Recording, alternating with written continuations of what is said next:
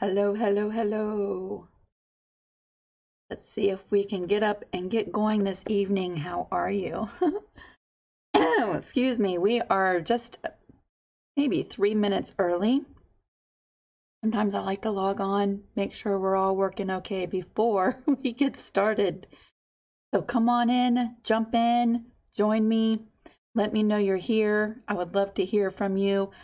Since we're, let's see, 3 minutes early, I'm going to go ahead and start getting everything set up. I knew you're so funny. I just saw your post that said it was the final countdown.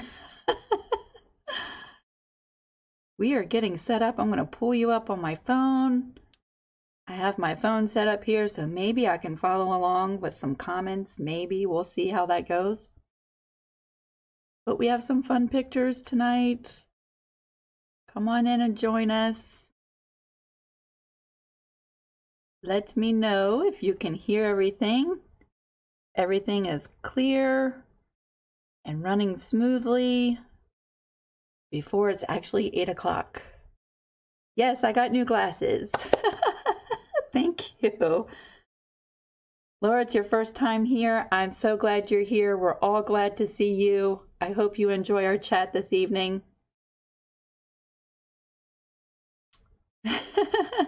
It's the final countdown.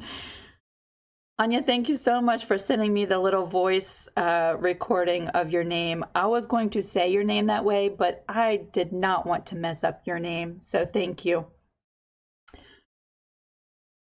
All right, it looks like we're going good tonight. Let's hope that it stays good.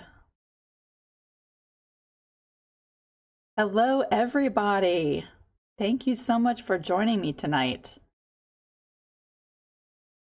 Everything is clear. We're loud and clear. Yay. We have, let's see, before we get started tonight, we have 8 different people doing the slideshow tonight, and then we have 3 topics to talk about. So I'm thinking, because we have fewer topics, that we can spend a little bit more time on pictures tonight. Hello, Kitty. Hello, Sherilyn, Tracy, and Laura, and Debbie, Sherry. Wow, I love you guys. I'm so glad y'all are here. Okay, so as we jump into 8 o'clock, wow, that 3 minutes went by fast. I have a feeling tonight's going to go by super fast. If you are watching this video and you see the little live red button up at the top, you're catching us live. And we would love to hear from you. And if you don't see that, then you're watching the replay. We would still love to hear from you. And please, if you have comments or questions, you might have suggestions for some of the questions we're going to go over tonight. I hope that you participate, because we still follow along with the chat conversation even after the chat is done. And if you're watching over on YouTube, we check those messages too. And so if you have suggestions for any of the things that we talk about or questions about that stuff, I hope you leave comments in the comment section. Yay, I'm so glad everybody is here. Let me just make sure. Let's see, I think I have to keep refreshing this to see the comments. So just like always, I might end up watching or reading all of your comments at the end. Just know that I'm not ignoring you, and I love you, and I hope that you do comment, and I will read them later. And everyone else watching live can probably see your comments as they scroll across the screen. Okay, so just a disclaimer.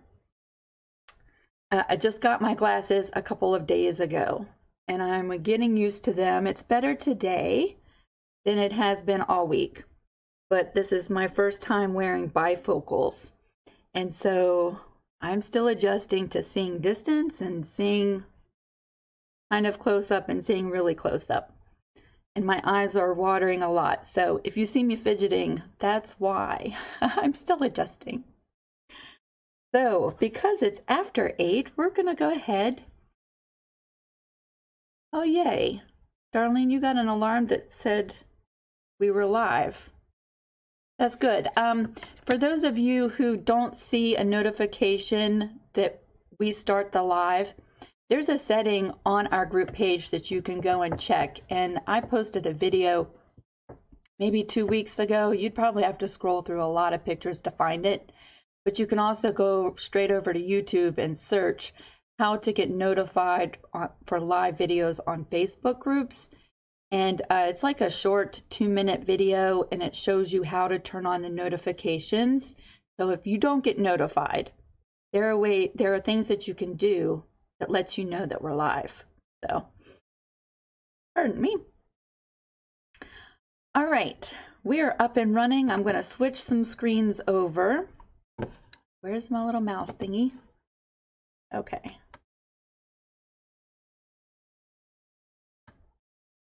All right. We're going to start tonight's live with the slideshow like we usually do. And like I mentioned, we have 8 different people sharing photos tonight. So we're going to come in and celebrate with you. We're going to be happy for your accomplishments and the things that you got done. And I'm always excited for everybody. If you're just joining us, I see you coming in, and hello. I can't keep up with all the comments. Just know that I do see you coming in. And y'all jump in the conversation, and I will see everybody's conversation when we're done. So I have changed the screen a little bit for this week, and I'll show you exactly what I mean, because I was struggling to see the photos the way that I arranged it all before. Having your comments all smushed in with your pictures, I could only make the pictures so big. So I've rearranged it a little bit. And so y'all let me know what you think about this layout. And yeah, we'll try something a little bit different this week. Also, I wanted to say this before we got started, and I forgot. Thank you for joining me on a Tuesday. Last night I met with someone, a friend of mine from church, and I'm doing a really special quilt for her. She lost her son about a year ago, a little over a year. And I've told her right from the beginning that I would love to make a quilt for her, and she was ready to do that. And so we had, last night was good for her. And so as much as I hate to reschedule the lives, I really wanted to meet with her, and that was pretty important. But I've heard some feedback that Tuesday might be a better day for everybody to join. So in our comment section here, let me know what you think of Tuesdays. And would y'all mind moving from Monday to Tuesday? I meant to say all that before we got started. So that's 2 things. What do you think about Tuesday? And let's check out the new arrangement and see if you can't see the pictures better, and let me know. Tonight we're going to start by spending some time with Anya. She's got some pictures that we're going to show. And first I just want to say she sent me a little video. I'm not sharing the video, but it was the cutest little video. I watched it maybe 3 or 4 times, and it was of her little kids seeing their new bedroom. You're going to see the bedroom photos and what she made for the bedrooms, but it was the cutest little video, and it made me happy and sad all at the same time, because it just seems like yesterday that my kids were that little, and it makes me miss them when they were that little. But thank you for sending me that video. It was so sweet. So, all right, Lisa, time to focus. Gotta focus to keep all this stuff going straight. All right, she has like 3 different groups of photos that I'm going to share with you. And so this is the first group of pictures. She said, let's see. Okay, I want to let you know that she just moved recently to her new home near Atlanta. And so this is all the stuff that she's done since she moved. Okay, she's built her own sewing desk, made my own ironing board, matching pillow covers, fitted crib sheets and curtains, put foam and fabric on wooden dining chairs and kids' chairs, and I'm finishing off the curtains. I can't believe I've done all this since moving in September. Me neither. I can't believe you've done all of that and unpacked your house and everyday life stuff. You have been super, super busy. And so these are the photos that we're going to take a look at first.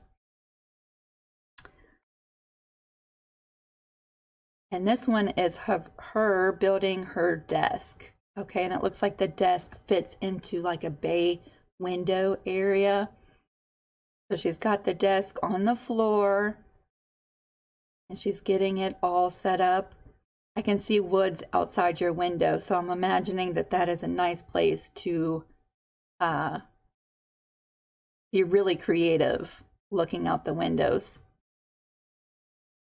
Does it snow in Atlanta? I don't know. Let me know if it snows in Atlanta. I imagine it does.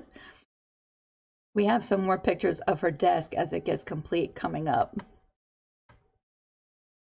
This is the second phase of her desk build. And it's starting to come along. I can imagine sitting in that window, all of the light, when you have all the blinds open, perfect lighting.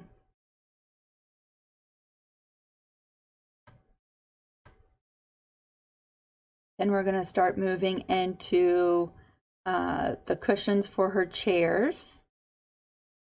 I've never redone a chair, but I have 3 downstairs that I would love to do with like a faux leather.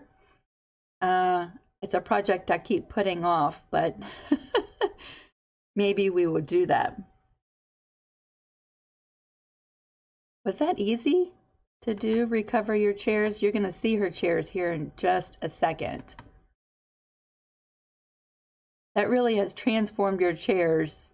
They totally look different, and I imagine they're way more comfortable to sit in.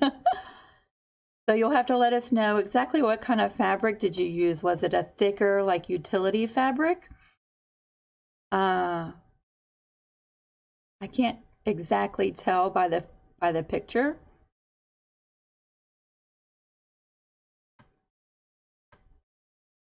Here's another chair that she did. This one is sweet. I love the crabs on the fabric. I did a crab art quilt one time. That was a lot of fun. From what I can see, your house is really nice. The deck on the back looks like a nice place to go sit and relax. Okay. Let's see.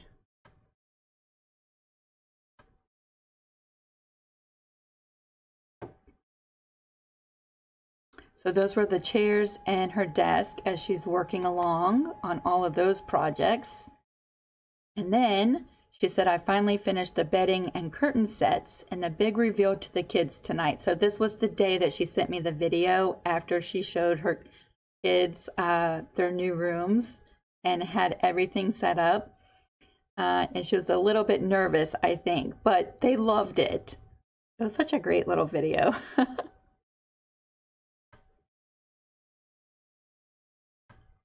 So this is one set of curtains in one of the rooms. Y'all, she has been so busy. There was 2 curtains in each room. And so this is the first set of curtains. I've never made curtains before. I would not even know where to start on that project.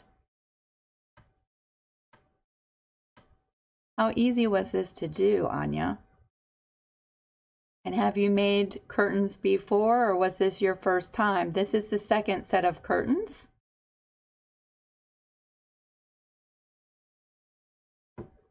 They look like you bought them. They look so professional. Let's see, 5 and 6. These are the bed sets that she made. So she made matching bedding that matches the curtains.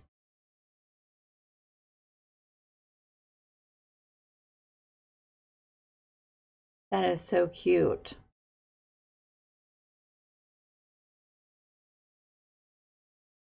I have a question. Do you have twins? Because they looked very close in age.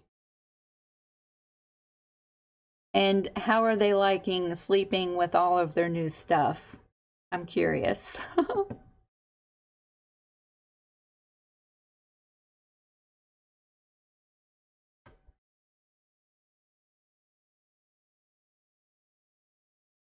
Okay, so that was the kids' bedroom pictures. And then we have 3 more pictures. She said, I got a lovely wall hanging from my mother-in-law, but I found a new use for it. I love how creative minds work, as we can't hang much in this rental. So I use it as a sewing machine mat and cable holder for when everything is unplugged, as my mother-in-law highly recommended to me. All right, let's take a look. Okay, first, y'all, this is her desk after everything is set up. So you have a nice big cutting area, perfect. And then you have your sewing machine right there. You can just cut and sew, and you have all that light coming in from the windows. I love seeing pictures of people's creative space. It's one of my, like, if I have nothing to do and there's nothing going on, I pull up videos on YouTube of people sharing their creative space. And that's really all the video is they just walk through and you just look at how they've organized everything, how they've set up everything. I could probably spend hours looking at everyone's space. So now that you have everything set up, did you make your curtains and bed set with this setup or before this was done? You always end up having more questions after all of the slideshows. This is her ironing mat. That looks like a good size mat. I like the bigger mats.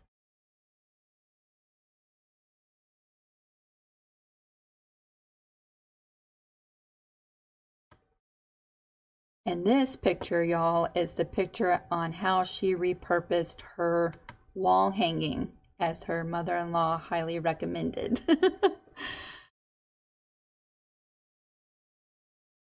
I wish that I could see what the wall hanging was. However, I have to say that that is a very clever use for it. I would have never thought to rest my machine on that, although in my other studio, I did have a piece underneath the sewing machine because it tended to slide around, and that kept it in one place. That's pretty genius. And I see how the little cords go through the loops. That's pretty genius too. Smart, creative minds. I love that. And Anya, just thank you so much for spending time with me throughout this last week, for sending me the video, and it was a lot of fun chatting with you. I've enjoyed our time together, and I'm so glad that we got to share in the excitement of your new home. And I can already tell that you're going to have lots of stuff being made in your new creative space. I'm very excited for you. That was a lot of fun to look at your pictures.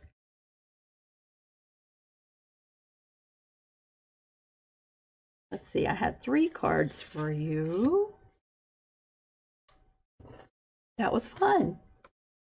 Okay, I'm going to just make sure that we're still going.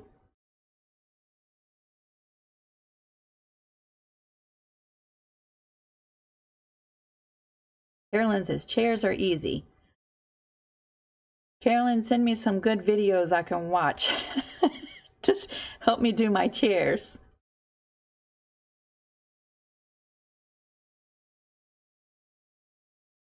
Laura says she just gave away some chairs like that. She should have tried that instead. My chairs downstairs, we thought about donating to Goodwill like 2 years ago before our move. And I kept saying, no, I really love the style of the chair. The seat covers have seen better days. They need to be recovered. So I would love to find like some faux leather to do that with, if that's possible.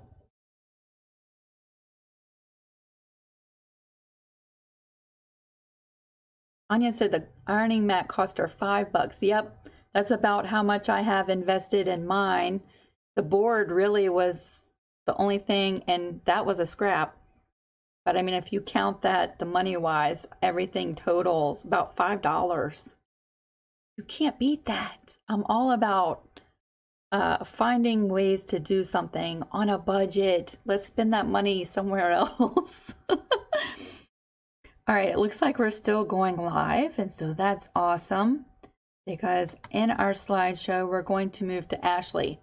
So to fit Ashley's comment in, that part is small. However, her pictures are larger. So I'll read this part out to you. She says, hello, ladies. I'm so excited that the live was moved to tonight. I usually miss it because we have Cub Scouts on Mondays. Tonight, I would love to know what type of stabilizer would work best for silk scarves. And so anyone who has worked with silk scarves, please give Ashley some recommendations or some suggestions or tips, advice for working with silk scarves. I have just some piddly advice because I haven't worked a lot with them, but I'm thinking that some of you may have. And so if you have worked with them, if you could help Ashley out in the comment section, I know that she would appreciate that a lot. She said, I helped my grandmother do some cleaning out this past weekend, and rather than give away all of her scarves that she chose to part with, I decided to bring them home with the hopes of turning them into a quilt that I can keep. Some of them are very delicate, so I know that they will need stabilizing. I am also getting ready to sandwich and back my first jelly roll quilt, and that I posted about earlier this week. So we're going to take a look at her jelly roll quilt here in just a second. But for the silk scarves, just my thoughts about them is I would use, y'all know me, the Pelon P44F. I use it on everything. I've used it on silky type of shirts. And so what I would do, Ashley, is go to your local thrift shop like the DAV, Goodwill, something like that. They've always got a rack of silk scarves for really cheap. As I would go look for a couple of those that are very similar to the ones that belong to your grandma and experiment with those before you touch your grandmother's scarves. And try some Pelon P44F, but adjust the temperature on your iron, okay, to the silk setting. And it might take a little bit longer to actually fuse the interfacing to the scarf because you've lowered the heat, but eventually it'll fuse on there and you won't melt the scarf is what I'm thinking. That's how I do my silky type of blouses that go into quilts. So try that with some scarves that you find like at a thrift store or yard sale or something. And then if that doesn't work, I'm hoping someone else has some tips for you. But you might think about, thinking outside the box a little bit. Taking some Heat and Bond Light and cutting applique shapes out of the scarves. Again, lowering the temperature on the iron to the silk setting to put the heat and bond on the backside. But I imagine you could do all kinds of pretty applique that's silky onto some quilt blocks if the stabilizer doesn't work. So again, I'm going to tell you, go get some scarves you can practice and experiment with first before you start actually messing with your grandmother's scarves. But that's my advice, and I'm really hoping that some others have some great advice for you too. So let's take a look at your jelly roll quilt. I was so happy when you posted this. This was your first quilt, your first jelly roll quilt. I love the Jelly Roll quilt. That was when I got back into quilting. The Jelly Roll quilt was one of the first things that I did, except I didn't use a Jelly Roll. I went to the Goodwill and I bought lots of men's button front shirts, and I cut those into 2.5-inch strips and made Jelly Roll quilts out of that. But I think the Jelly Roll, if you use a Jelly Roll, all of those fabrics are made to coordinate with each other, and it looks fantastic. So my question, Ashley, is did you enjoy it? Did you have a lot of fun? And would you make more Jelly Roll quilts? I think it turned out great. I was so excited for you. And just make sure I got all the advice that I wanted to tell you about the scarves. I think that's it. Maybe somebody else has some other stuff to share with you.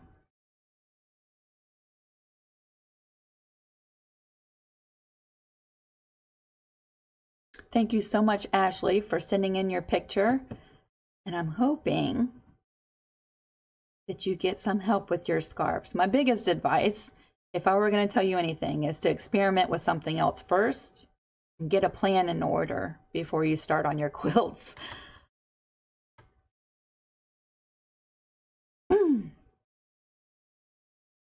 Our third set of pictures for tonight comes from Miss Yvette.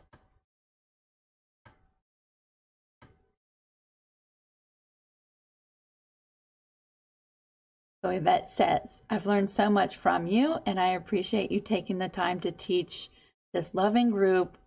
You're a blessing to us all. Y'all, Yvette, she is something else. I always get a smile on my face when I hear from her, because she's just so creative and always just so cheerful. So I'm going to show you a quilt that Yvette is working on and tell you a little bit about this quilt. And I went to another post to find out a little bit more about it, but she is making this t-shirt quilt for her son-in-law, who is very, very tall. And so this is a queen size t-shirt quilt. And Yvette, am I wrong in saying that this is your first t-shirt quilt? I might be wrong, but I kind of remember you saying that it was the first time making a t-shirt quilt. But I saw your big stack of shirts the other day that you were getting ready to cut. I have been there so many times, starting off with a great big stack of shirts. And when you have them all stacked up like that, it's hard to imagine that this is what it's going to look like. But ta-da, there you go. It's fantastic. He's going to love it. Does he know that he's getting this? Is it a Christmas present? Is it a surprise? I can't imagine that it's too much of a surprise because he has a lot of shirts missing, right? So you'll have to fill us in and tell us a little bit more. But yeah, you're doing great. If it's your first t-shirt quilt, I wouldn't know that. And what do you think about the process? You know, they tend to be a little bit more work because, you know, you got to stabilize the shirts and all that before you cut them out. But I think it's so worth it. It looks great. I'm so glad you shared it with us. And I hope, it looks like you haven't started sewing it together yet. I hope that you'll share more pictures as you go along and keep us updated on how everything's going. But let me just say, it looks like you're organized. I see the little tags. You've numbered all your shirt blocks. We would be like this. We could so work together. Good job, Yvette. Thank you so much for sharing. I hope you keep us updated and tell us more about your quilt, like if he knows he's getting it. All right, before we move on to number 4, I just like to keep checking. I'm always paranoid that we're not moving along. We're still moving along. All right, number 4. Y'all, this is my mom. I just have to brag on my mom for just a second. because she hasn't been doing this craft for extremely a long time. This is something relatively new for her. So she posted, "My creative craft is making paper, and went to a stamp show this past weekend and got this stamp and die set. We'll be saving this to put on a card for my husband for his birthday." So let me show you what my mom did.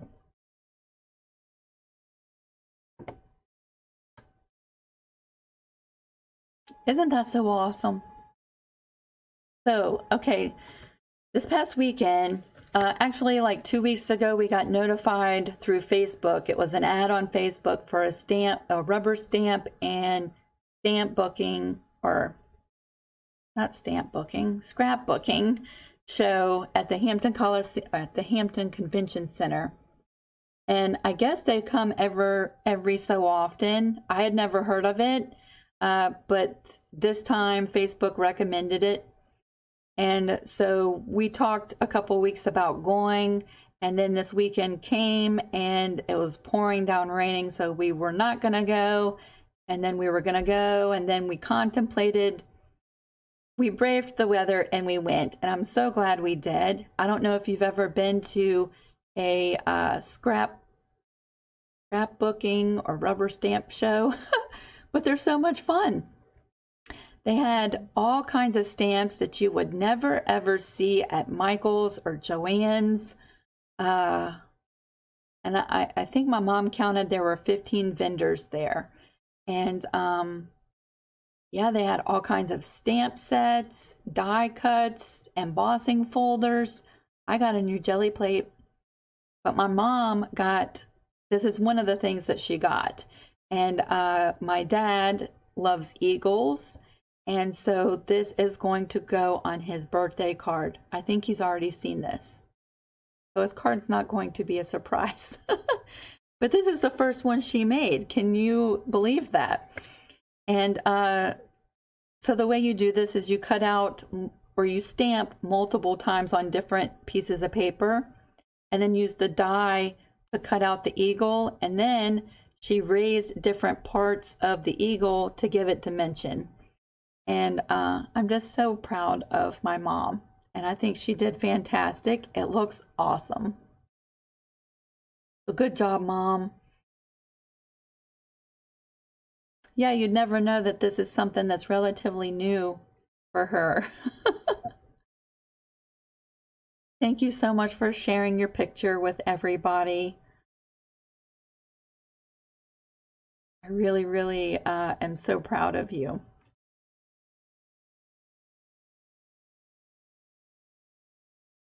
All right, number 5, we're going to move on to Mandy.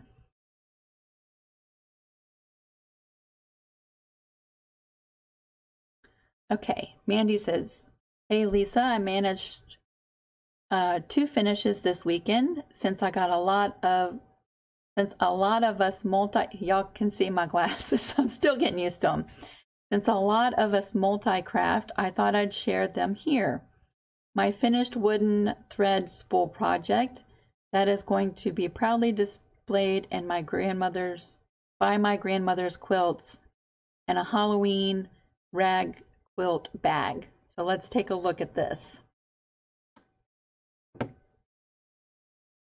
I saw you post this picture with the sewing machine made out of spools the other day, and I started counting how many of them I had because I love that idea. I want one for my sewing room. I don't have enough to make one, so now I'll be on the hunt for older, empty, or half-used spools of thread, just so I can make one of these. I loved it. So I'm hoping, and I can't remember if your post earlier this week gave a lot of information. Did you just lay them out in the shape, or did you sort of draw it out? Did you use a template? And where did you get the boards that you put them down on? Because it all goes together so well. And then I see your little Halloween project. I love doing rag quilts. Before I started making bindings, rag quilts were my go-to quilts because I avoided bindings at all cost, and I love the look of rag quilts. And so I love your bag. It's so cute. Are you keeping the bag, or are you giving the bag away? Are you going to use it through Halloween? I'm thinking you could sell those. You could sell the sewing machine made out of spools of thread too, just letting you know. I love your projects. I'm so glad you shared. I hope we get more information about the sewing machine. And I've already started counting all of my spools. I want to make one. I think it's adorable. Thank you so much for sharing, Mandy. That was a lot of fun. I was excited to see that you had posted your picture to share that.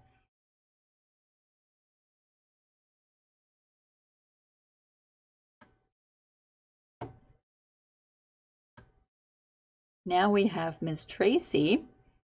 She said, I made these sweet dogs for a friend of mine whose mom passed away this year. They are made from her mom's clothes. I also purchased a pre-owned HQ Sweet 16. I'm so excited to use it. So first let's take a look at all of the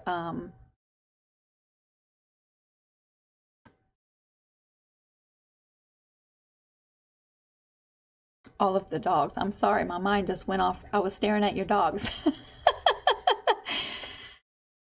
I think that this is a perfect project.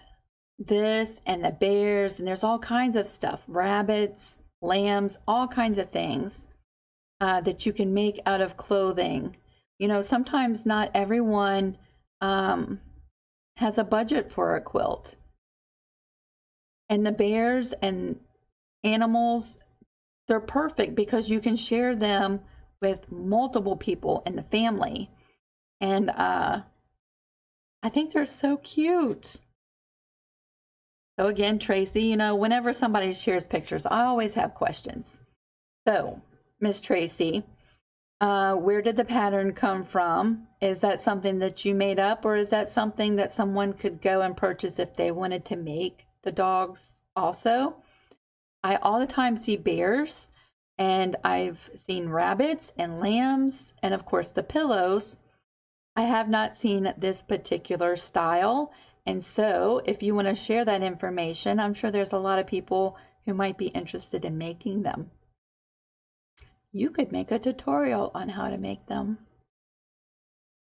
You could. And so also, I was really excited for you on your new machine. You're going to have to let me know, have you already gotten it, or have you purchased it and it's on the way? Sometimes, like when I purchased my sit-down machine, I had to wait like 3 weeks to get it. It seemed like a year. And then when I traded that in for my long arm, I had to wait a month to get Mr. Bobbins, and that seemed like 5 years. So I'm wondering, did you purchase it in person and get it right then? Have you started using it? What do you think? At the quilt shows, I have used a Sweet 16. I liked it. I thought it had a great amount of working space. I think I'd have to get used to the arrangement at sitting at the front of the machine, with the machine going in the direction that it goes.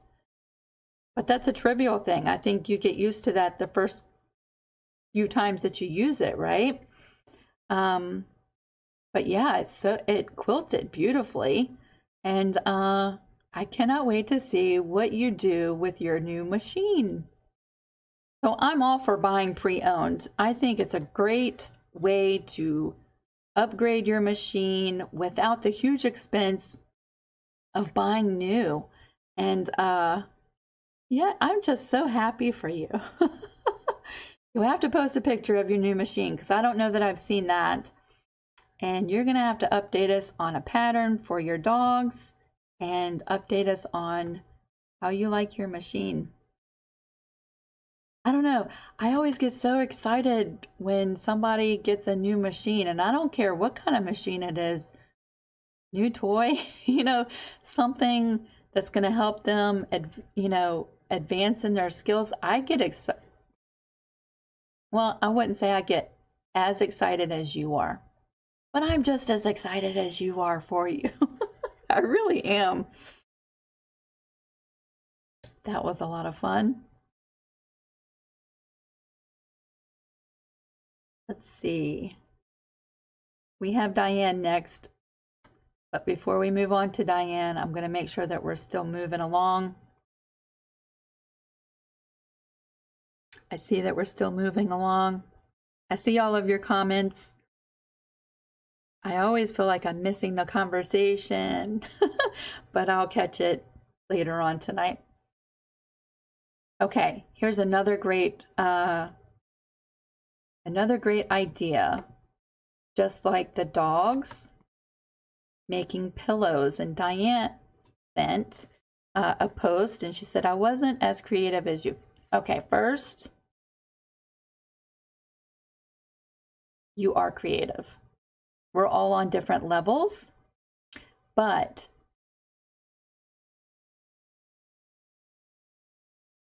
it hurts my heart when you put yourself down or you lower yourself, because your level of creativity is just as creative as anybody else. I'm not going to get on a soapbox. I just want you to say, celebrate where you are. And I love your pillow. Okay? She said, I tried making a shirt pillow that I had wanted to do for some time now. This was certainly a learning process. I will make the next one completely different. Let's take a look at your pillow. I have to say that I loved your pillow. Before I even read your comment, I see the picture. And then I read the comment. And I was like, I can't believe she said that about herself. Her pillow's awesome. I'm partial to plaid. I love plaid, so that was one of the first things that caught my eye. I think it's creative how you lowered the neckline into more of the center of the pillow. I'm not quite sure why you'd want to change that up, because it's unlike any pillow that I've seen, and I love things that are different. So I'm interested in why you'd want to change or do something completely different. Was it difficult to do it this way? Because I love how it turned out. I think it's fabulous. And I'm sitting here trying to figure out why you'd want to change that. I think it's great. And if there's some part of the making the pillow that was extremely difficult, we would be glad to walk you through it. Because you say it's a learning process. We have so many people here who would just walk you right through it. But as far as the style of the pillow, I wouldn't change a thing. I think it's I think it's awesome. It's completely different than any pillow that I've ever seen. And I think it's great. I'm so glad that you shared that. And it is just as creative as anybody else's pictures that I have seen on our page. Just to let you know that. I think it's great. And I'm so glad that you shared it with us. It reminds me of one of my grandfather's shirts. He wore a lot of plaid shirts, and to me that just says my grandfather. Thank you so much for being brave and sharing your picture, Diane.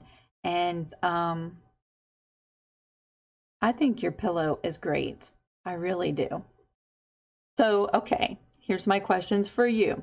Who did you make the pillow for? Is it for yourself? Who did the shirt belong to? If you're making it for somebody else, was it for a client? Was it for a family member or friend? Is it just something you're trying out? I think it's great. I'm really glad you shared your picture with us. I hope you keep us updated. I think you should stick with this style. If there's something about sewing it together that you need help with, we're all here and we would love to help you. That's just my 2 cents. Stick with the style. It's good to be different.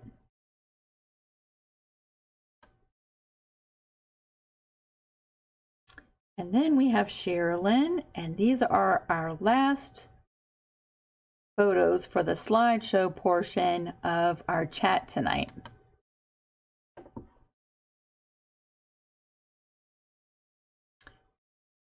So she says, between measuring and remeasuring, I'm still covering eggs. Good distraction from my task ahead. And that made me laugh when I read your post earlier, because I seem to get distracted. I'm easily distracted this past week, and so it made me laugh when I saw that you were using your eggs as a distraction for other things that you should be doing. So let's take a look at your eggs. Now, I will say that I have questions for you too. I'm thinking a couple weeks ago you shared a picture of 1 or 2 of your eggs. And it was in another post, if I'm remembering all of this right, but I don't remember how exactly you're making these eggs. I'm thinking it's like with a Fimo clay or, you know, the baking clay, but I could be wrong. And are you covering a real egg or a wooden egg? What is your process? Because these are fabulous. I love the marbling, and it looks like you made some canes and cut them apart to do one of the eggs. Again, you should make a tutorial about this. You could post it. If you didn't want to do a YouTube tutorial, you could make a video and share it with us here on the Creative Crew group, and then you're just surrounded by friends and family who are supportive but really want to see what you're doing with these eggs. And do you bake them when you're done? How does that all work? I could probably go on with the questions. I'm thinking a video is called for. If not, a very detailed explanation, because I'm so curious on how you do this. I'm thinking of the process, but I'm probably totally wrong about it.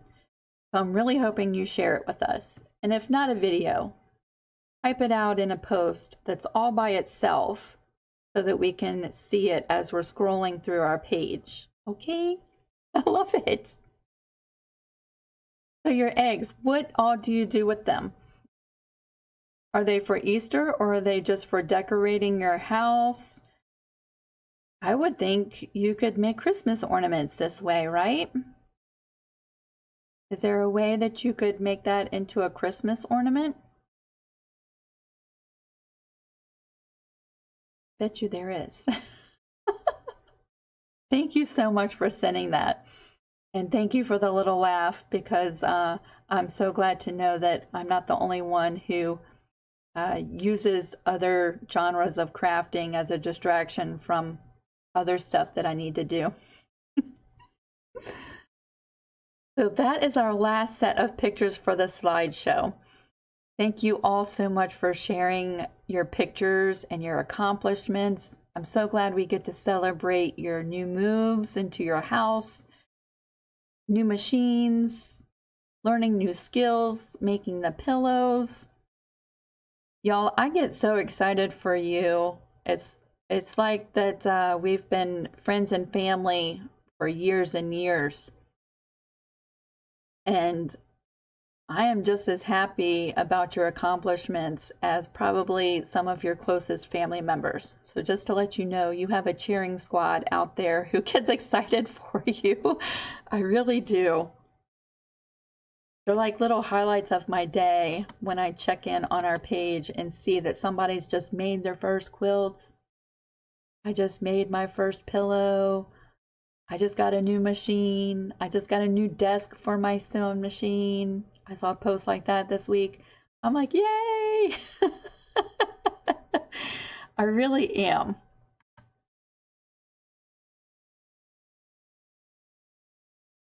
So now we're going to move over to the topic screen. So what do you think about this new layout so far?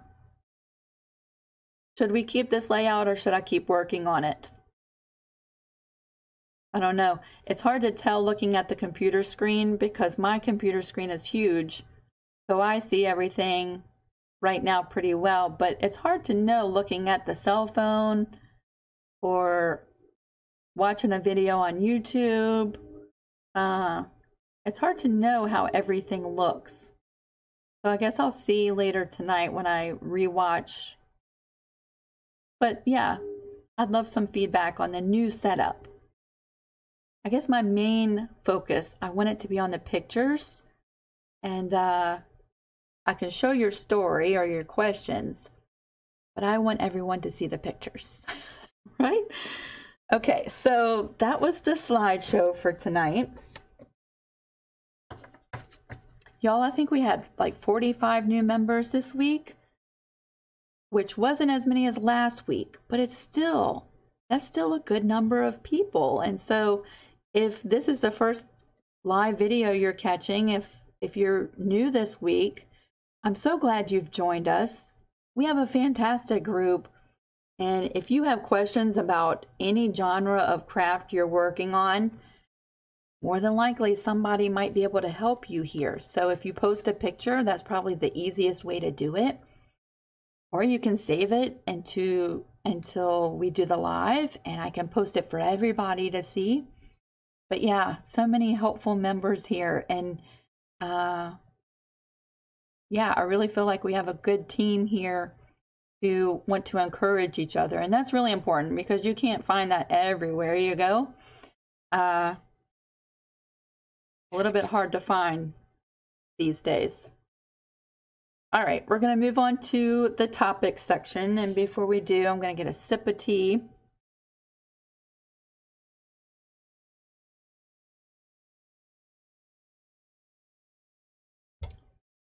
And we're going to make sure that we're still moving along in the live. Wanish says, I do like this layout better. Yay! Good. Debbie says the same thing. Christy, Jeannie. Okay. So far, from what I can see, the majority says they like this layout. So that's good. All right. Go back, Lisa. There we go. All right. Now we're going to start moving on to the topics. And we have 3 topics. The first one was a topic that wasn't mentioned on our post today, but it's something that I wanted to share with you because I thought it was so useful. Okay, let me move my screen around. Focus, Lisa. Focus. I'm getting ahead of myself.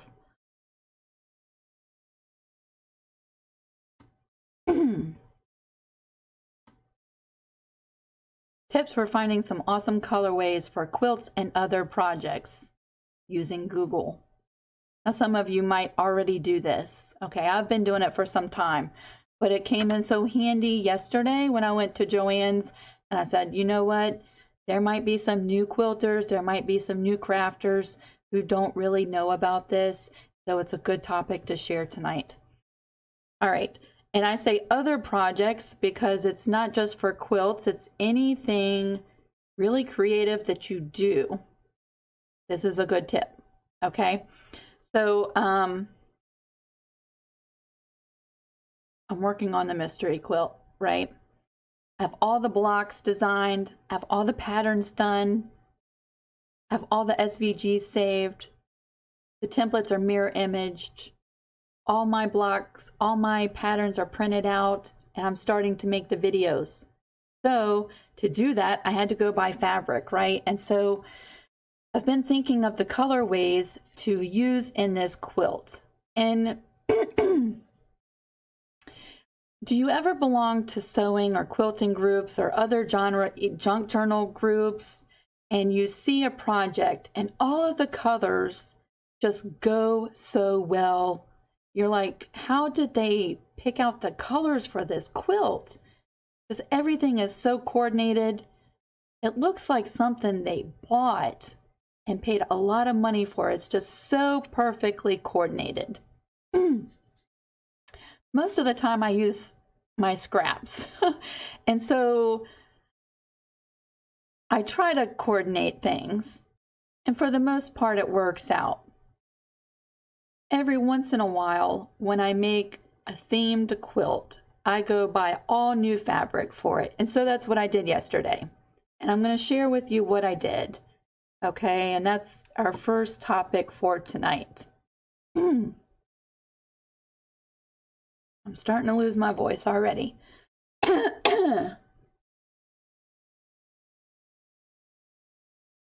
Glory. All right. So let's say you have a quilt in mind and you're not sure what colors you want to use. Y'all, I'm going to have a mint. What I did is I went to Google and I wanted to make my quilt out of fall colors. Not so much that it would be a fall colored quilt, but those are all colors that coordinate with my downstairs, my kitchen area, the sunroom, the family room. It's all kind of fall colors, or deep burgundies and browns and cream colors. So I thought, you know, if I search fall colors, that would work. So I went to Google, just like you see on the screen. Oh, no, you don't see it on the screen. Now you see it on the screen. And I typed in the search button, fall color palette. And a whole list of stuff comes up. And the very top one that's purple, it's purple because I clicked on it, was the fall color palette for 2019. So that just means that these are the latest trending colors for the fall season, right? So I clicked on it.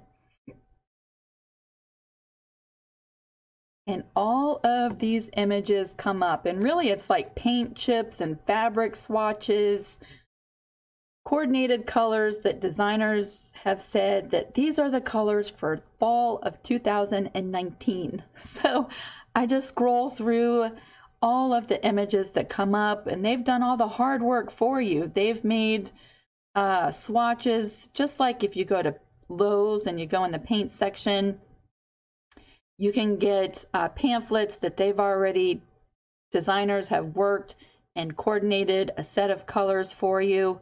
It's just like that. And so I just went through and found a color selection that really would go with my house downstairs. And then I saved a snapshot, or a snapshot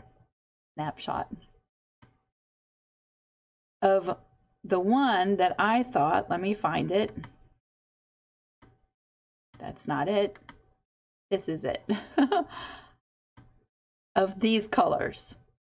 This goes perfect with my downstairs. And so I was looking on my cell phone. I saved a screenshot of this swatch, and I took my phone right to Joann's and just shopped for fabrics with these colors in it.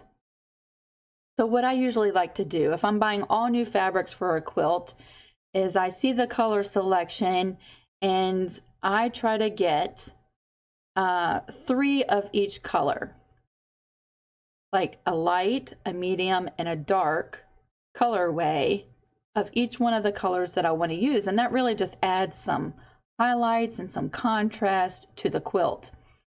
And I don't buy big pieces. I'm doing mostly applique. So I'll buy like a 1/4 yard or a 1/2 yard. And all the fabrics were on sale yesterday, so I bought a 1/2 yard of each one of these. So yeah, I just saved this on my phone, and I could hold my phone up as I'm walking down the fabric aisles looking at the fabrics, and I said, yeah, that one works, this one works. It was so easy. So let me show you some of the goodies that I got, because who doesn't like to look at fabric? So there we go. Using that color selection, I purchased these fabrics. Most of it is 1/2 yards, except for my border fabrics and my background fabrics, which are towards the bottom. I need to use this mint, y'all. you'll see 3 sets for each color. The lighter colors, I got a couple more selections of fabric because I wasn't quite sure if they'd work or not. If they don't work for this quilt, they'll work for something else. But so yeah, and so I had this great big stack of bolts of fabric on my cart. They were so tall I had to hold them like this as I'm wheeling the cart up to the cutting table. Do you know how many people stopped me and said, "Whoa, how did you match all those colors together? That looks so great." I saved it to my phone, and I said, "Look, I saved this on my phone and just matched up fabrics as I walked through the aisle." Everybody was really like struck by the contrast and how well the colors went. And I was like, I know, right? It was on Google. So those are my fabrics. I just had to share that tip with you. Save a screenshot of your colorway and take it to the fabric store with you. I can't tell you how many times I've been in a fabric store trying to decide on colorways, what would look good together. It's so hard when you're standing there staring at thousands of bolts of fabric. This was so helpful. I thought I'd pass that along. Many of you probably already do that. But if you've never heard and never tried it, I thought I'd pass that along. Trending fall colors. It was hard to pick out one, but I really liked the pop of the teal blue with the browns and the cream colors. For some reason, that really struck out to me. So those are my fabrics. Let's see, that was all the pictures. Okay. So that is our first topic, just some tips that I would share with you guys. And if you use the tip, I would love to see the fabrics that you pick out using that. Our next topic is from Miss Evelyn. And this is going to be a little bit hard to read, maybe, but hold on one second. I have some slideshows that are a little bit bigger. Make sure we're still going. Looks like we're still going. Okay. Evelyn, let's move this screen over. Okay. Evelyn says, Lisa, there was a discussion earlier this week about how to determine the size quilt you are making. I think that would be good to discuss, along with how to figure out how much fabric you need for backing and binding and such. I know there are videos for this, but sometimes it's hard to figure out. I know.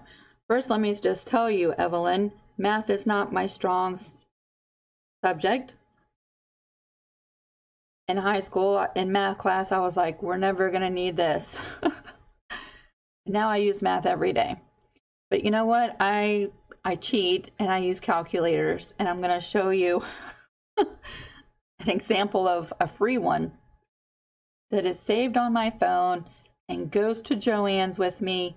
Actually, to be really honest, I use it mostly at home and make a list of how much fabric I need before I even get there. But if I forget, I have my phone and I can pull it up while I'm at the fabric shop too. So let's first talk about how to determine your quilt size. Okay, and so we're going to imagine that you haven't made a quilt yet and you're trying to figure out how big the quilt that you want to make should be. So I found this online. When measuring, have the blankets, the sheets, and pillows on the bed that will be used with the quilt. So let's say, like on our bed, underneath our comforter, I have 2 pillows, Harlan has 2 pillows, and they're stacked on top of each other, which makes them kind of high. Whatever pillows you use to sleep with, put them on your bed. whatever sheets, or sometimes people have like a thinner blanket underneath of a top layered blanket. Whatever underbedding you use, put that on your bed, and then measure, okay? So with measuring quilts, you have what is called a drop, and that's the part of the quilt that extends over the edge of the mattress. Take out the longest measuring tape that you have and measure from how much of the quilt you want to tuck up over the pillows, off the edge of the bed. How far do you want the quilt to extend over the foot of the bed and the sides? Okay, and you're going to need either a long tape measure or to move the tape measure as you go, but take some measurements. Now the tuck is the part of the quilt that folds underneath the pillows. And you need to measure that too. Our comforter is not long enough to actually drape over our pillows, tuck up under the pillows, and then go out from there. It just sort of drapes over top of everything. If we had it tucked up underneath our pillows, it would not be long enough to go over the edge of our bed. So it's all in how much quilt do you want hanging over, and take some measurements. I think mattresses are pretty much standard. The newer mattresses are even thicker or higher. So if you're making a quilt custom for somebody, I would recommend going to their house and taking some measurements before you ever even start planning the layout or design of the quilt. And that's how you can determine how big your quilt needs to be. Once you have that, once you have the measurements on how big your quilt needs to be, this is what I use. And I think someone on your post from earlier this week recommended this app. I use this for every single quilt. It looks like we might be frozen. I'm hoping not.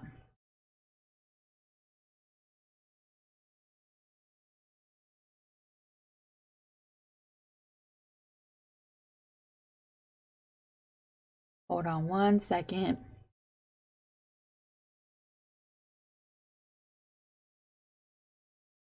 Okay, maybe we're not frozen. It looked like we were frozen. The Robert Kaufman app. So here's what you need to do if you don't already have this, Evelyn, is on your cell phone or your Apple App Store, Google Play, any of those different ways to download apps. This is a completely free app, which I think is a pretty awesome thing for this company to do.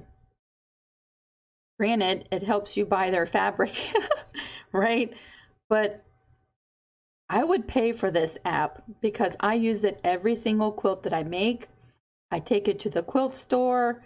I've used it in some of my videos, some of my earlier videos, and it's really easy to use. You know, Joann's has a quilt calculator that you can buy. It looks pretty difficult. It looks like a scientific calculator. It has so many buttons on it.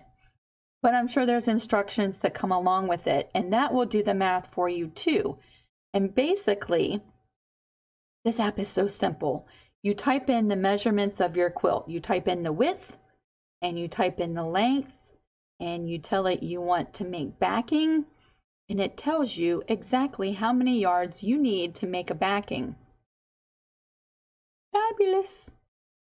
If you want to make a binding, you type in how big your quilt is. It'll tell you how much fabric you need and how many strips of that fabric to cut.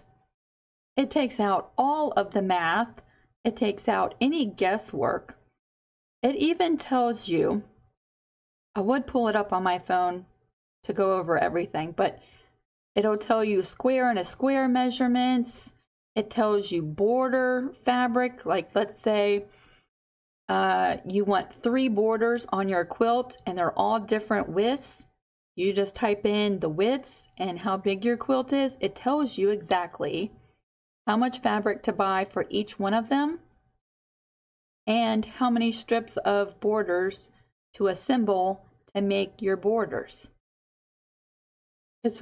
I can't believe it's a free app, to be honest with you, and I'm grateful it is, but it's an app that I would pay for because I use it almost every single day on every single quilt that I do. That's how I figure out how much binding and backing that I need.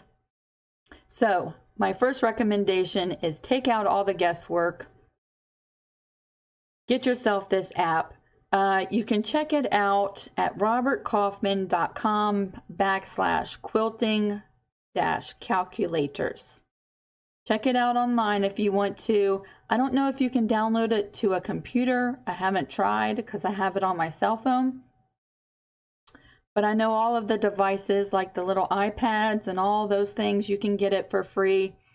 You might be able to put it on your computer too.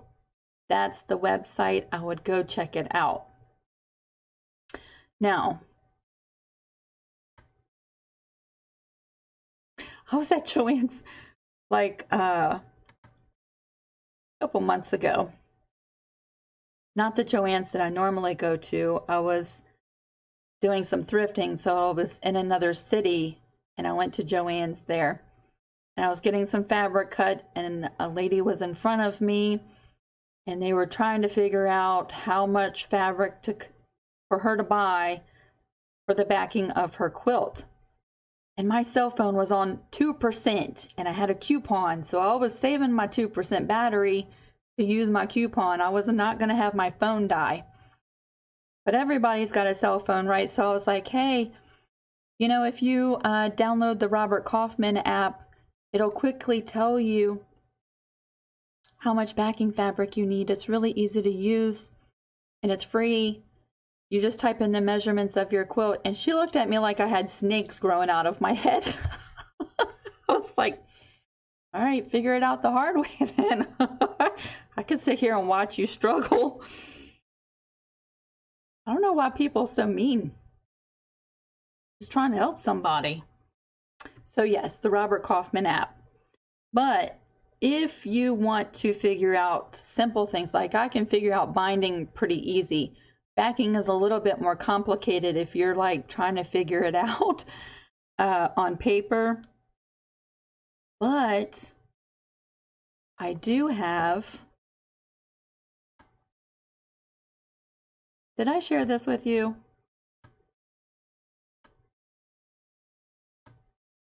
I don't know that I shared that with you. That's the website, robertkaufman.com/quilting-calculators. I don't know that that was on the screen. I'm getting sidetracked. Okay, I do have a video on figuring out quilt math. And you know, when I was starting to learn how to do bindings a few years ago, there were not a lot of videos on this subject. If there were, I just weren't coming across them. And so that's one of the reasons why I made this video. So in this video, it's on my channel. You can just scroll through the videos. This is what you want to look for. It says quilt math. How much binding do I make for my quilt? And I'll walk you through the process of figuring out how much binding to make. It doesn't go into the backing or the batting and all that. Because really, I just use my calculator. Now, if you're unable to download the Robert Kaufman app, like I mentioned, there is a calculator at Joann's. It looks a little complicated. Does anybody have that calculator from Joann's? It's like in the Notion section. It looks like it figures all of your math out for you and probably does calculus and figures out a way to get to the moon with this calculator. It's got a lot of buttons, but does anybody have it and what do you think about it? And I'm trying to figure out ways for Evelyn to figure all this stuff out and make it easy. because to be honest, that's the best way that I can help you, because I don't figure out the backing stuff in my head or on paper. I totally use a calculator.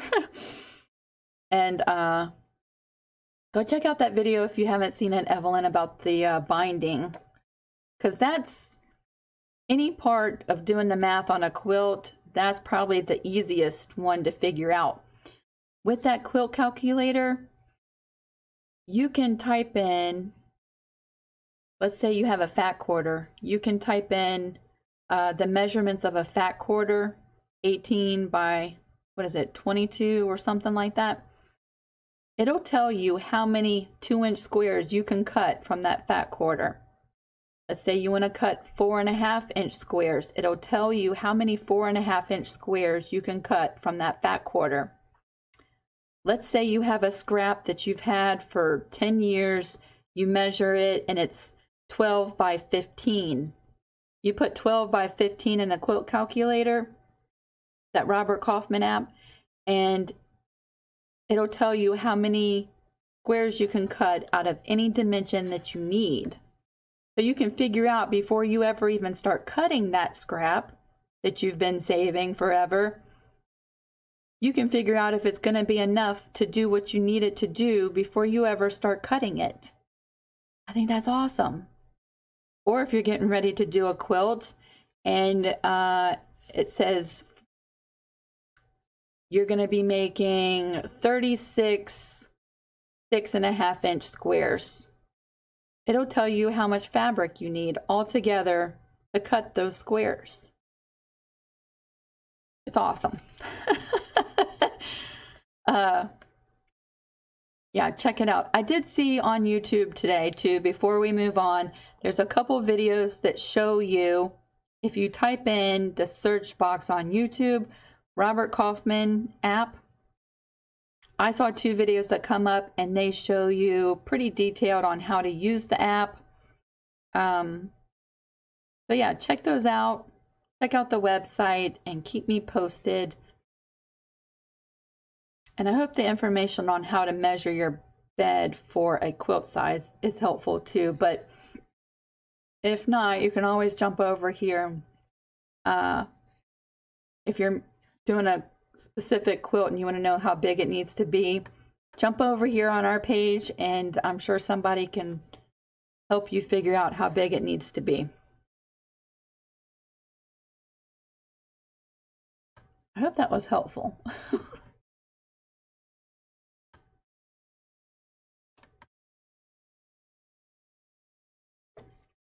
All right, y'all, we are on our last topic. Feels like tonight is just flying by for me.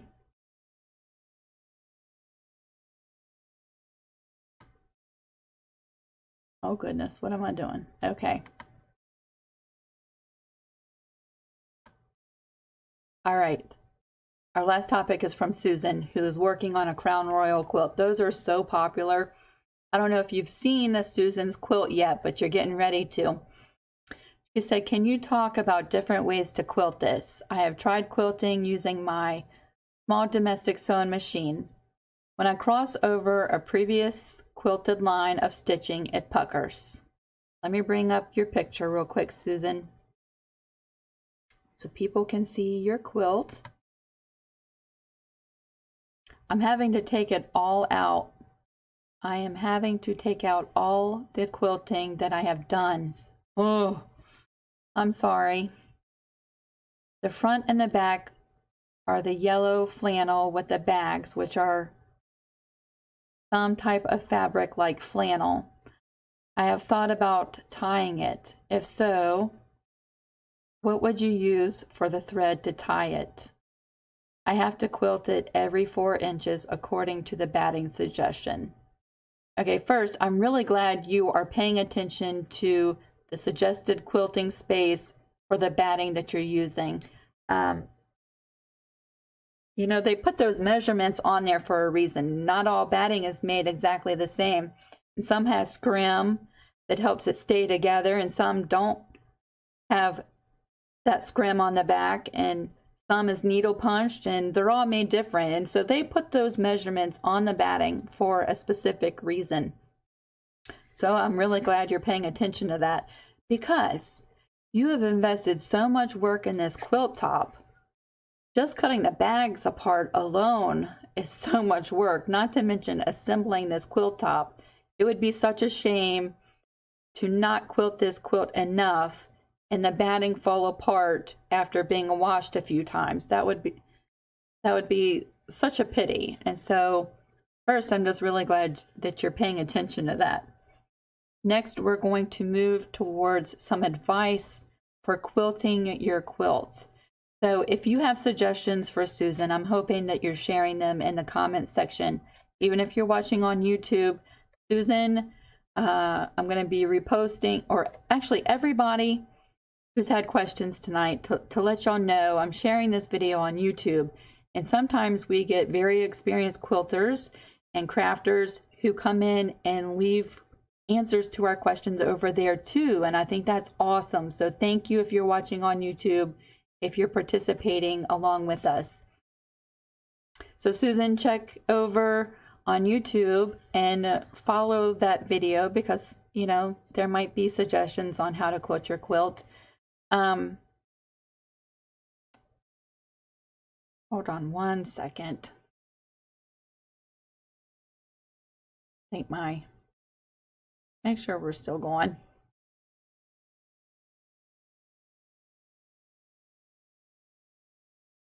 Okay, it looked like we had stopped. We didn't. See, I get side like, oh, squirrel. Okay, let's talk about the quilting. And I'd asked you, were you free motion quilting or doing straight line quilting or stitch in the ditch quilting? Because that helps us give you better suited suggestions. And you said that you were straight line quilting this quilt. So okay, all of our machines are different. Okay. I first want to ask, are you using a walking foot while you're doing your straight line quilting? My Singer patchwork machine, which it might just be this particular machine, you know, they all have their own personalities. When I put the walking foot on that machine, my quilt puckers up because it adds so much pressure to the 3 layers of my quilt. I've never been able to use the walking foot on that particular machine. When I did quilting on my Singer patchwork, I did it with my regular standard pressing foot, and I had no issues. It took away the pressure that the walking foot was adding. So if you're using a walking foot, take it off and do a little bit and see how your quilt acts. If you've not been using a walking foot, try putting the walking foot on, because what it's meant for is feeding all of those layers through at the same time. So if you're not using it, try it. If you are using it, take it off and do a few stitches and see how your quilt behaves. Also, I wanted to say that you might want to try increasing the length of your stitch. Sometimes when I'm quilting, and it doesn't matter which machine I'm using, if I have a really short stitch length, my quilt wants to start not behaving. Either my thread breaks, I get tension issues, I get puckering, I get tucks, I get all kinds of funny issues. And as soon as I start increasing my stitch length, everything starts going a lot smoother and easier, and my stitches and the quilting starts to look a lot prettier. So I don't know what your stitch length is set at, but try increasing it a little bit and do a few stitches and take a look and see what happens. See if it's still puckering or if things are starting to lay flatter. You might need to experiment with that a little bit. You might also want to look at what type of needle you're using. Although I'm not sure that that would affect puckering issues. I know that that would affect like thread breaking, thread jamming up in the bobbin area, tension issues. It might affect the puckering that it might be causing that. I'm not sure. It might be that you need to change the needle. I don't know. I would experiment with it. Sometimes to figure out an issue, you've got to just make a checklist and start checking stuff off. I tried this and that didn't work. I tried that and that helped a little bit. And yeah, maybe making a list and just going through and start changing stuff out. I almost would suggest, although at this point, you've already got everything to get, all your layers are together. Sometimes using a different batting, like a fusible batting. Like if you ever make another one of these quilts, you might want to look at a fusible batting that fuses all your layers together. And then I don't think that there's much possibility of anything really shifting around too much. I don't know. That might be something to think about for the next quilt. But then there was one more thing. Oh, okay. On your machine, can you adjust the pressure of your pressing foot? Like on my Singer Patchwork, you cannot. On my Juki, there's a little dial towards the back that I can increase and decrease the amount of pressure that when I lower my presser foot, that it actually applies to the quilt. And if you have that option, maybe try lowering that pressure so that it's not really forcing the layers in opposite direction. It decreases the amount of puckering. That's an option. If you have that option on your machine, I would try that. As far as tying your quilts, we're all different. There's so many different kinds of threads. I've even used certain yarns to tie quilts before. My favorite, if I were going to tie a quilt tomorrow, I like using DMC thread. I don't know if I'm the only one, but it comes in every color under the sun that you could ever imagine, in every hue of each color. There's no way that you could not match up a perfect thread color with DMC because it's just almost impossible, right? There's just so many. But I'll tell you what I like about DMC thread is one, it's relatively inexpensive. I've seen sales where you can get like four things of it for $1. Maybe even more than that sometimes. But I like the thickness. When you take a little roll of DMC thread and you pull it out and you look at it, it's got like 6 or 8, however many strands, sort of not braided, they're sort of rolled together to make a strand of DMC. You could use that thickness, or you could cut off a piece and separate the strands to make your quilting thread thinner. That just extends the use of your DMC thread too. So there's a lot of reasons why I like using that. I might be the only one, but if you've tied quilts before and you have something that you love to use, I would love for you to comment and tell us about what you use, where you get it from. Let us know how much it is. I'm always curious about the price of stuff like that too. And yeah, that would be my suggestion, is a DMC thread. I love your quilt. I'm sorry that you have to sit there and pick out quilting. I've been there. I know what it's like. The best thing I could tell you is when I have to do a big project like that, I'm unpicking quilting stuff.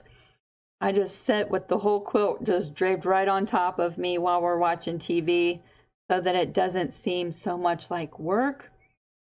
And before you know it, you'll be done.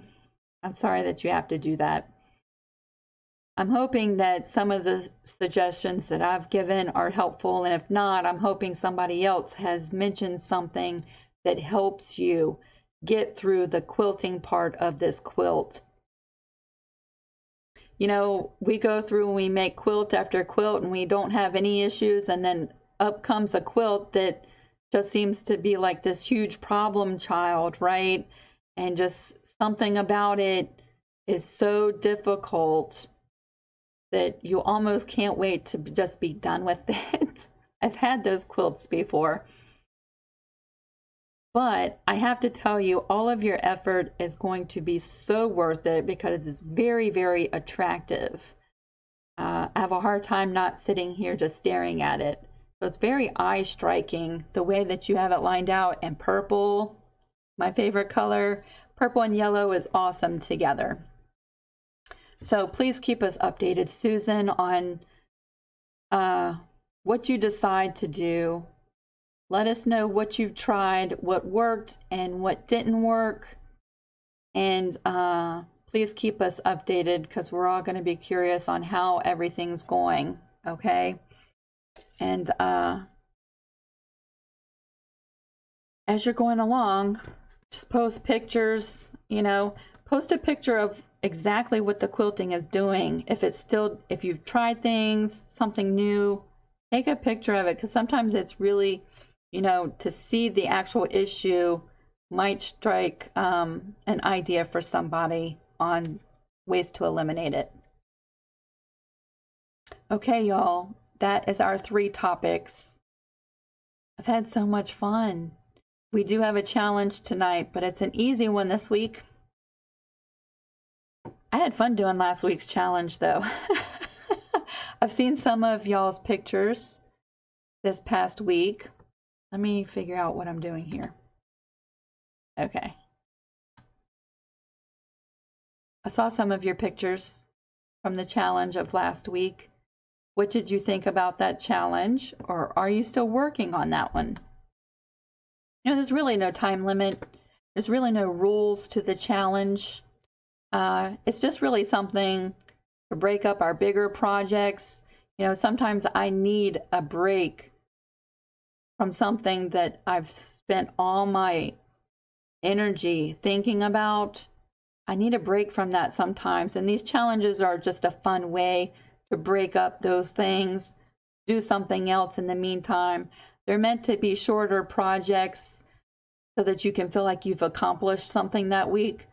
I've had some quilts here lately that take longer than my average normal time, and I really feel like I'm not accomplishing anything. And so that's what these are. You can play along. It gives you something to finish, and it's just meant to be fun. It's not meant to be stressful or to cause you any stress. And you can play along, or you can just, you know, maybe this week's not for you and you just watch the pictures as everybody else plays along, and maybe next week will be more something, you know, that you want to play along with. I'm hanging mine up in our hallway downstairs. I made it with 2 of Harlan's shirts, and the colors go perfectly with our downstairs. So if you haven't seen that, you can scroll through our group. I posted yesterday or day before yesterday of mine, and I've seen some t-shirt quilts and a pillow, I think. Yeah, it was a lot of fun. So this week we're not doing a project. It's going to be an easy week. However, I'm going to challenge you to organize and declutter. So pick one area in your creative working space. Pick one area. It could be a drawer, it could be a sewing drawer, it could be the container that all of your markers go in, and half of them are dried up and should have been thrown away a year ago. It could be the little bin that you keep all your scissors in, and a pair of them are messed up, but you haven't thrown them away yet. For some reason, they're still taking up space in your little bin. It could be your thread. Maybe it's all, you know, messy. It could be, I have a little drawer in my sewing cabinet next to my machine that when I replace my needles, instead of throwing them away, I throw them in that little bin. I have maybe 37 little used up needles in there for some reason that should have been thrown away. Pick some space in your creative space and spend some time this week organizing. And then before you do that, take a picture before and then take a picture after. I have 3 things that I want to organize in the next week. There's a little desk where I want to make my journals. In the past 2 weeks, it's been a catch-all. As I come into my space, it catches everything in my hands and it's got a big pile on it of stuff that needs to be put away. I want to put that stuff away. And then I have a little cabinet where I store all of my scrapbooking paper and some of my paints. It's not organized. I need to get that organized. And then the little bin with the sewing needles in it, I want to just clean that. Every time I open it up, I'm like, why have I not thrown those away yet? So that's my challenge for this week. So there's really no projects to make. Pick something that you've been putting off to organize. Sometimes I think that that's fun to just sit and organize my paints. Maybe I'm a weirdo like that, right? But yeah, organize my paints or my markers, organize my thread. I'm weird like that, y'all. But that's the challenge for this week. So maybe you can post some pictures of before and after in the week ahead. And I'm curious about the whole Tuesday thing as we close. And I'm going to read your comments about it after we're done.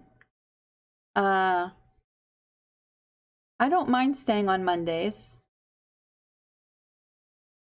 However, today it's been much easier for usually Mondays. I'm just getting back into starting the work week, and I seem to be more, shuffled up on Mondays. And everything seemed to flow really well today. I was able to work and organize all of our slideshows and pictures as the day went on. Probably because it's not Monday. Something about Mondays with me. So let me know what you think. It might be that we do move to Tuesdays. I'm open. And if Tuesdays work better for everybody, we can do that. I'll let you know as we go on through the week what we do. So I just want to thank you so much for spending time with me. I cannot believe we have gone for an hour and 35 minutes. And I've really only lost my voice one time tonight, for the most part. So again, just thank you so much. If you have shared pictures with us tonight and stories and accomplishments, your sewing journey, your crafting journey. I know sometimes it takes a lot of courage to put yourself out there. And I just want to say I'm so proud of you. And I appreciate that. And you would be surprised on how much it encourages somebody else when they see, that you started not knowing anything and look where you've come. And it gives somebody some, encouragement to keep doing what they're doing. There we go. So as we close tonight, I just want to say good night. And if you're new to our group, we're so glad you're here. If you've been here from day one, I'm so glad you're still here. And I hope you have an awesome week. And I can't wait to keep up with you throughout our week here on our group. So we're going to close for tonight. I'm going to go sit and read all of your conversation because I've missed out for an hour and 37 minutes. So I hope you have a terrific evening. We will see you all really soon. I have to figure out where all my buttons are. Okay. Good night, everybody. We'll see you later.